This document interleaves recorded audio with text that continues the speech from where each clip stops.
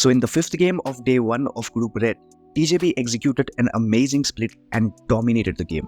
Now, this wasn't something absolutely mind-blowing like you have never seen before. No, it was nothing like that. But it was a really good split strategy, which helped them get control of the entire circle, and the remaining teams had absolutely zero chances to win the game. Like, I literally mean zero chances. There was no way the other teams, even though most of them were 4-man strong, could have won the game. So what was the entire game plan of TJB, and how did they execute it so well? Let's find out in this video. But before I begin, I want to genuinely request you that if you enjoy our content, please make sure to subscribe to our channel, because trust me, it means a lot to us. It's absolutely free, you know that. And you just need to move that finger of yours and press that red button, that's it. So please, we need your support.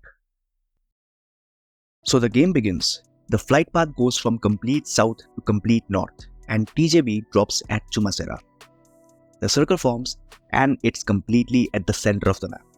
Now, I know most of you watching my videos are into competitive PUBG Mobile, right? I myself have played competitive for a lot of years, so I'll be talking with experience. So in Miramar, we all know that hills are the perfect place to hold if we are planning to play center. We can get a lot of information about our surroundings, about the team's rotations and holdings, and most importantly, winning fights gets a lot more easier. Now if we look at the circle, there are quite a number of hills here. We have the El Pozo Hill, the San Martin Hill, the Picado Hill, the Power Grid Hill, the Los Lunes Hill, and we have the Minas Hill. Now out of these 6 hills, the Power Grid, the Picado, and the San Martin Hills are the ones at the center of the circle. So it's obvious, all the teams in this lobby will be looking to get a hold of one of these hills. Now talking about TJB, the Power Grid Hill looks the best option for them. Why? Because FaZe lands in Picado, so the Picado Hill might be occupied by them, and Falcon's drop is San Martin, so the San Martin Hill is theirs. Remains the Power Grid Hill. It's central and it's the easiest rotation for them. Now TJB also knows that many of the teams who are looking to play center will be looking to get a hold of this hill. So before the first circle even closed, look at TJB. They went for a really early rotation and got hold of the mountain. Now, as soon as the circle is formed, the San Martin mountain goes out of play. The Picado Hill is at the edge, so TJB has the best positioning right now.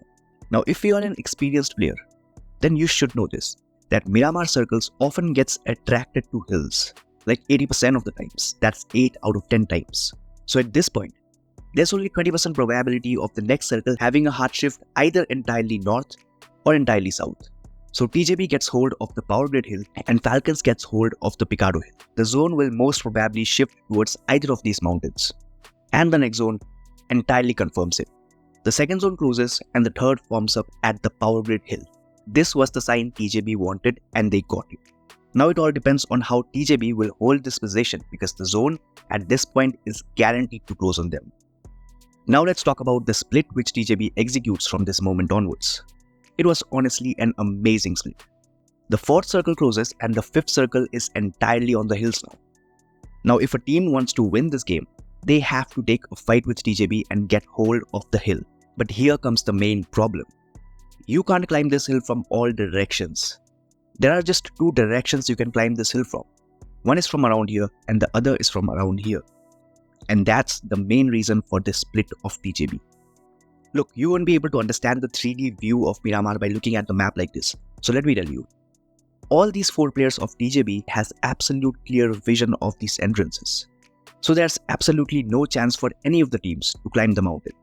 I mean, they can climb the mountain, but they have to take a really difficult fight with TJB, and that's quite a risky move. Now let's talk about TJB's plans for gunfights. The 5th circle closes and now we have the 6th circle. Now first let's talk about the options the surrounding teams has right now. Starting with Insilio, they are inside the zone holding this compound, which is quite a decent one, but it's at the edge, so they have to move out sooner or later. Now their only options are either to go and stick at the bottom of the hill and try to get the 2nd place, or they'll have to try and climb this hill and at the same time take a fight with TJB, which is gonna be really unfavorable towards them. Now the same goes for Team Queso, who are at the south of this hill. They are holding a compound right now and they have 2 options. Either they'll have to stick to the hill at the bottom so that they can get the 2nd place, or they can try and climb this hill. But it's even more difficult for them, because they have to take a fight with Virtus Pro first. Then one of these teams, whoever wins this fight, and then comes TJB. So for Team Queso, the best option is to play safe from here on. Yes, they can absolutely take the risk, but again, it's gonna be really unfavorable for them. Now let's talk about Virtus Pro. They have to hold this position or they can take a risk to climb the hill. Again, TJB will have clear vision on them. But since they don't have all 4 men alive, so the best option is to hold this position. Now Na'Vi and IWNRX are having a fight out of the zone. So it's obvious now that either one of them is gonna get wiped. The winner will have 2 options. Either rotate towards Virtus Pro, wipe them out, and from there they can climb the hill if they manage to overpower TJB. Or they can rotate towards the north and enter the zone by clearing out Flower Edge and 676. Now you might think that this is the safer option, because there are just 2 players from TJB out there. Well, that's not. Because the main role of TJB Longs and Triple S is actually to give backup to Flower Edge and 676. They are at the top of the mountain and has an amazing vision to the ridge where Flower Edge and 676 are holding. So if any team tries to push them, then they can give the cover. So whoever wins this fight, it's Na'Vi by the way, will have to then take on this incredibly difficult fight against TJB. Now Nigma Galaxy and Furia, well, that game is pretty much done. One of them will win this fight and they'll have only one route to enter into the circle. It's by taking a fight with Flower Edge and 676. But the moment this team crosses this ridge, the entire team of TJB plus Incilio will completely hammer them. Yes, Incilio actually has a very little vision of this ridge. So basically, at this point, all these teams are looking for the second place. Of course, unless they pull off some miraculous play of the decade. Lemon has always had killer nades, honestly, and these are no less. The fact that he's able to bounce them over that top side and get consistent damage over to IWNRX just shows the capability of Lemon, because... Now Flower Edge here is actually trying to third party this fight. But he also knows that he can't overextend, because this position is really important for TJB. Because if they lose this ridge, then Triple S and Longs will be completely exposed. So Flower Edge can't afford to get knocked out here. He is the one gatekeeping this area. Now Na'Vi, after wiping IWNRX, decides to enter the zone from where they can climb the hill. But as I said before, they have to clear Virtus Pro first, so they take a fight with them. Hoping for it, Malloy. Backed off the top there by Team Queso. Playing from the compound on the south. Icy, low, Lemon. Still launching those nades. Overarm, looking for the bounce, but not quite connecting there. Takes a bit of damage. That nade looks like it could be dangerous to Virtus Pro. Not quite going to find it, unfortunately. Just falls short of that ridgeline, but has another one to put towards the back lines for Virtus Pro. Puts it forward. That looks quite good, but again, just short. They're playing one crag back of where they're expecting right now. That might see it. No, again, the bounce is just not working. The vehicle keeps Malloy safe, and they might think that they've cleared this. If they get too far forwards, he could get a side swipe. 3 players are there. TJB are now up on the high ground. They've moved into position on this one. There's a third party. Could potentially be a factor. Furia on the north side in the meantime against, I think that's Nigma Galaxy over there as well. Now Flower Edge does an amazing job grabbing these kills of Furia, and Nigma Galaxy now remains the one who has to enter the circle. They have to face Flower Edge if they decide to take a fight from this low ground, and if in case they overpower Flower Edge and maintain to cross this ridge, then 676 and Longs of TJB has clear vision on them and they'll be taken down anyways.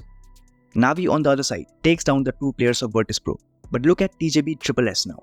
He knows that Flower Edge is being given backup by Longs and 676 for the team towards the north, and Incilio, who are towards the west, and Team Queso, who are towards the south, doesn't have any way to climb up the hill.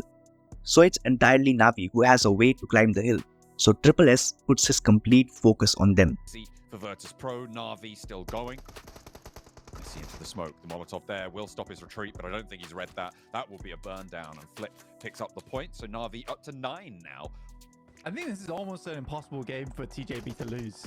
As I said before, Incilio has a little vision on Nigma Galaxy, so Redlick takes down Rauf, and Flower Edge takes down the last player of Nigma Galaxy, and they get wiped out.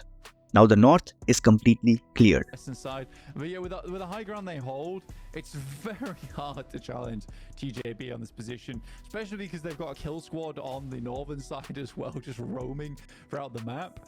Incilio is doing their best to sit down towards this western side, but oversight is being held by TJB, and they've been... Now look where Flower Edge and 676 are. Incilio now tries to climb up the hill from here because this is the only way towards the northwest of this hill. But Flower Edge and 676 slams onto them and takes down 2 of the Incilio players.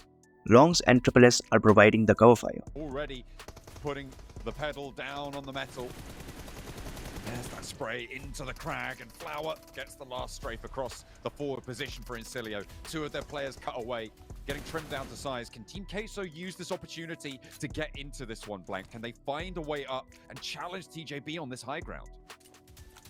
Again, for TJB, this is not the end of TJB down towards 16th place. The remaining 2 Incilio players move back, but they are now trapped because they can't climb the mountain now. Of Longs as well as Triple S, they have this high ground to work with. It's wonderful. It just locks Incilio into this just really awkward fight. So fantastic stuff. And I think for TJB, there's still quite a lot of elims left in the lobby. If we look at it from this angle, there's still 8 elims. Now this was absolutely amazing from Triple S. He knows that since he is taking a fight with Incilio, Na'Vi players will now try to climb up from the opposite direction. So as soon as this fight gets over, he again shifts his focus to Na'Vi and knocks 6 down. Now here Incilio actually tries to rotate entirely from the west towards the east of this hill to try and climb from the other side. But Team Queso has been holding the south, remember? They take the 2 remaining players down and this game is done. Game that TJB really needed because it absolutely secures you with chicken dinner playing on this high ground. It's very, very hard to knock a team that has held this. Team Queso is trapped at the bottom of the hill and 676 takes down Flip to eliminate Na'Vi out. And this is how Tongjibao Esports, TJB, wins the game. He is there, does not quite find the knock, and Flip does fall. That leaves TJB up on the high ground. 12 elims. Let's see if they can make it 15 and get a 25-point game. That's where they circled centers, really. I think for TJB, do they have to move down? Do they have to move down the cliff? The real I think question. Team Queso are right on the edge, right? Like, I don't think Team Queso can move at all. So this is just going to be the drop down. Flower going to take the knock. The play zone denial for at least 1. The nade drops down for Longs, trying to pick up those points. And down goes 676. What? Okay. Oh, okay. I thought that could have been Team Queso for just a moment. But TJB do take it down, trying to rack up a couple of those points.